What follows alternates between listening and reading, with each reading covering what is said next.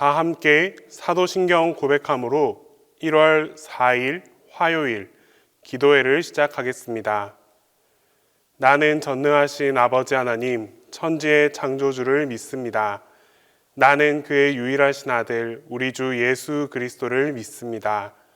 그는 성령으로 잉태되어 동정녀 마리아에게서 나시고 본디오 빌라도에게 고난을 받아 십자가에 못 박혀 죽으시고 장사된 지 사흘 만에 죽은 자 가운데서 다시 살아나셨으며 하늘에 오르시어 전능하신 아버지 하나님 우편에 앉아 계시다가 거기로부터 살아있는 자와 죽은 자를 심판하러 오십니다. 나는 성령을 믿으며 거룩한 공교회와 성도의 교제와 죄를 용서받는 것과 몸의 부활과 영생을 믿습니다.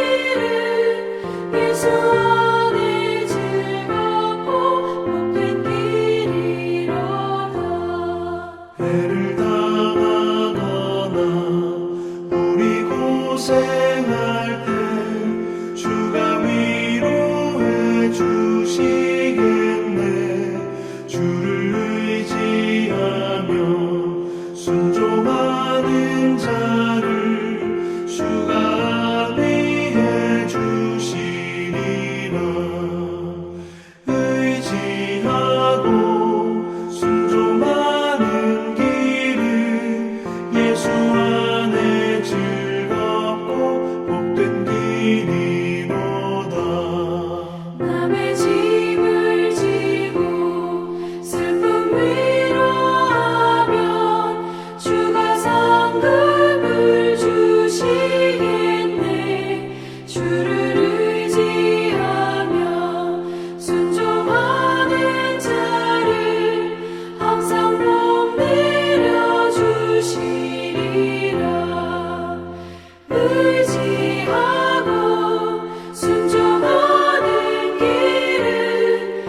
예수 안에 즐겁고 높은 길이로다. 우리 받은 것을 주께 다 드리며 우리 기쁨이 넘치겠네. 주를 의지하며 순종하는 자를 은혜 풍성케 하시리라. 의지하고 순종하는 길은 예수 안에 즐겁고 높은 길이로다. 주를 힘입어서 말씀 잘 배우고 주를 모시고 살아가세. 주를 의지하며 항상 순종하며 주가 사랑해 주시리라. 의지하고 순종하는 길은 예수 안에 즐겁고 높은 길이로다.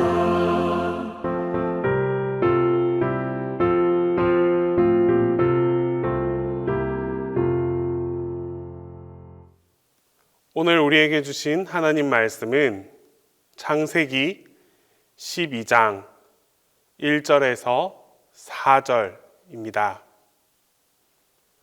구약성경 창세기 12장 1절에서 4절입니다. 다 함께 봉독하겠습니다. 여호와께서 아브라함에게 이르시되 너는 너의 고향과 친척과 아버지의 집을 떠나 내가 내게 보여줄 땅으로 가라. 내가 너로 큰 민족을 이루고 내게 복을 주어 내 이름을 창대하게 하리니 너는 복이 될지라.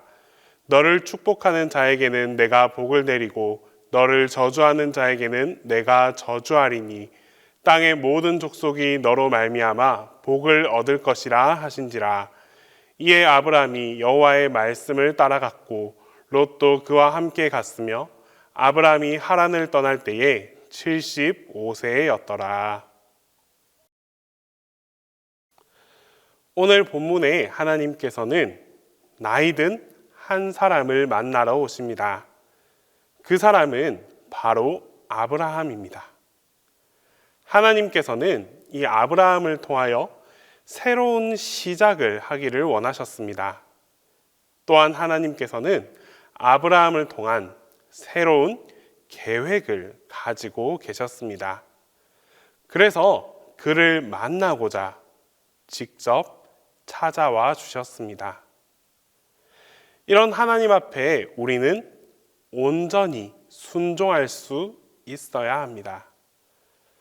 하나님께서는 아브라함을 찾아오셔서 놀라운 약속의 말씀을 해 주십니다. 하나님께서 아브라함을 불러 모든 민족의 조상으로 삼고자 했습니다. 그러기 위해서는 아브라함인 우상 숭배의 도시였던 바로 그 갈대아 우르를 떠나야만 했습니다. 아브라함은 이후에 갈대아 우르를 떠났고 이는 정말 매우 잘한 그런 결정이었습니다. 그런데 길을 떠난 이 아브라함이 머문 곳은 하나님이 원하시는 최종 목적지인 가나안 땅이 아니었습니다. 아브라함은 그 중간 지점인 하란까지만 옮겨갔습니다. 그리고 그곳 하란에서 아주 오랫동안 머물면서 살았습니다. 아브라함은 생각하기를 내가 그래도 고향 갈대아 우르를 떠났고 하란까지 왔으니 하나님 보시기에 절반은 순종한 것이 아닌가라고 자신이 행한 일에 자부심을 가지고 있었을 것입니다. 그런데 하나님은 하란에 머물고 있는 이 아브라함을 다시 부르십니다. 그리고는 다시 떠나서 내가 보여줄 땅으로 가라라고 말씀하십니다. 하나님은 아브라함에게 하라는, 지금 너희가 머물고 있는 그곳 하라는 내가 원하는 곳이 아니다라고 말씀하십니다. 지금 아브라함은 하나님께서 말씀하신 대로 행한 것이 아니라 자기 마음대로, 자기 임의로 결정하고 행동했습니다. 우리는 아브라함을 통해 한 가지 사실을 꼭 기억해야 합니다. 바로 부분적인 순종은 절반의 순종이 아니라 불순종이라는 사실입니다. 하나님께서는 하란에 머물고 있는 이 아브라함에게 다시 나타나셔서 온전히 순종할 수 있는 기회를 한 번 더 주셨습니다. 하나님께서 아브라함의 나이가 75세가 되었을 때 다시 나타나신 이유, 굳이 지금 이 시간에 다시 한 번 더 나타나신 이유는 지금 아브라함이 있는 자리가 하나님이 원하시는 자리가 아니었기 때문입니다. 그래서 여호와께서 아브라함에게 이르시되 너는 너의 고향 친척 아버지 집을 떠나 내가 내게 보여줄 땅으로 가라라고 말씀하셨습니다. 우리는 하나님께서 주신 말씀을 듣고 하나님이 원하는 자리에서 하나님께서 원하는 일을 하면서 살아갈 수 있어야 합니다. 언제나 하나님이 원하시는 그 예배의 자리, 기도의 자리, 섬김의 자리를 사모하면서 바로 그 자리에서 주님을 아름답게 섬겨 나갈 수 있어야 합니다. 또한 우리는 하나님 앞에서 주도적으로 순종해야 합니다. 아브라함이 하나님께서 가라고 하신 그 가나안 땅에 가지 않고 도중에 이 하란에 머문 까닭은 아버지 데라 때문이었습니다. 이런 상황 속에서 하나님은 다시 아브라함에게 말씀합니다. 고향 친척 아버지 집을 떠나가라. 하나님은 아브라함에게 나타나셨고 아브라함에게 떠나가라라고 말씀하십니다. 그러므로 하나님의 말씀대로 순종하며 나아가야 할 사람은 데라가 아니라 아브라함이었습니다. 그런데 지금 아브라함은 주도적으로 살아가지 못했고 아버지 데라에게 이끌려서 사는 것을 우리가 보게 됩니다. 그래서 아브라함은 이렇게 된 것이 다 아버지 때문에 그렇다라고 핑계를 댈 수도 있었습니다. 신앙생활은 자기가 주도적으로 선택하고 결정함으로써 살아가는 것입니다. 물론 처음에는 주변 사람들의 도움을 받으면서 신앙생활을 시작하게 됩니다. 그렇지만 언제까지 다른 사람을 의지하면서 살아가서는 안 됩니다. 신앙생활은 누가 대신해 주는 것이 결코 아닙니다. 신앙생활은 하나님을 자기 스스로 믿고 그 믿음으로 살아가는 것입니다. 우리는 누구를 위해서 하나님을 믿어주는 것이 아닙니다. 다 자기 자신을 위해서 믿는 것입니다. 신앙생활은 하나님과 자신, 하나님과 나 사이에 바른 관계를 맺고 살아가는 것, 그것이 바로 참된 신앙생활이라 할 수 있습니다. 누구 때문에 믿는 것이 아닙니다. 누가 대신 믿어주는 것도 아닙니다. 나의 유익과 나의 행복과 나와 하나님과의 관계를 위해서 우리의 하나님을 믿어가는 것입니다. 우리가 살아가는 삶의 목적은 단지 축복을 받기 위해서 사는 것이 아니라 이 받은 축복을 가지고 하나님께 다시 영광을 돌리면서 쓰임받는 바로 그런 삶을 살아갈 수 있어야 합니다. 그곳이 어느 곳이든지 하나님께서 원하시는 곳에서 하나님께서 원하시는 일을 하나님이 원하시는 방법대로 행하면서 살아가는 그런 삶이야말로 하나님께서 보실 때 가장 행복하고 기쁨이 되는 삶을 살아가는 것입니다. 끝으로 우리는 항상 새롭게 순종해야 합니다. 본문 4절 말씀입니다. 이에 아브라함이 여호와의 말씀을 따라갔고 롯도 그와 함께 갔으며 아브라함이 하란을 떠날 때에 75세였더라. 아브라함은 하나님께서 다시 나타나셔서 하신 말씀에 순종하여 하나님께서 원하시는 곳으로 떠나가기로 작정합니다. 이전에 아브라함은 이 정도로 살면 하나님의 축복을 충분히 받고 사는 것이 아닌가 하면서 착각 속에 살아갈 수 있었습니다. 그러나 지금 아브라함은 아주 위대한 결정을 내립니다. 하나님의 말씀을 따라 그대로 순종하면서 살기로 결단을 내렸습니다. 그 결단으로 인해 아브라함은 자신의 남은 삶이 하나님께 쓰임받는 믿음의 조상이 될 수 있었습니다. 아브라함이 가나안 땅으로 떠나기로 작정했을 때의 나이가 무려 75세였습니다.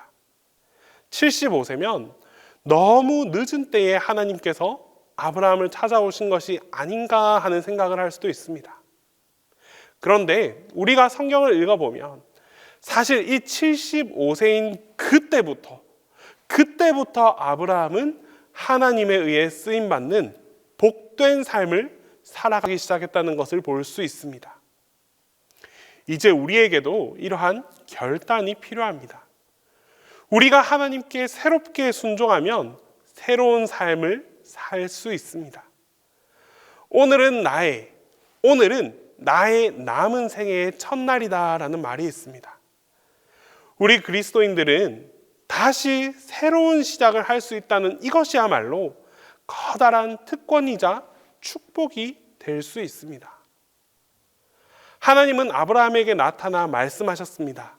만일 나에게 온전히 순종한다면 내가 너의 이름을 창대하게 해주겠다. 너를 통해 수많은 민족의 조상이 되게 해주겠다. 복의 통로가 될 수 있게 해주겠다. 그리고 하나님께서는 아브라함에게 약속한 이 말씀대로 그의 이름을 창대하게 해주셨고 그를 복의 근원으로 삼아 주셨습니다. 한평생 살다가 정말 아무도 기억 못하고 그렇게 죽어갔을 아브라함은 하나님께서 다시 나타나 말씀하셨을 때 바로 그때 다시 순종함으로써 놀라운 삶을 살아갈 수 있게 되었습니다. 그런 하나님께서 오늘 우리에게도 다시 찾아오셔서 말씀해 주셨습니다.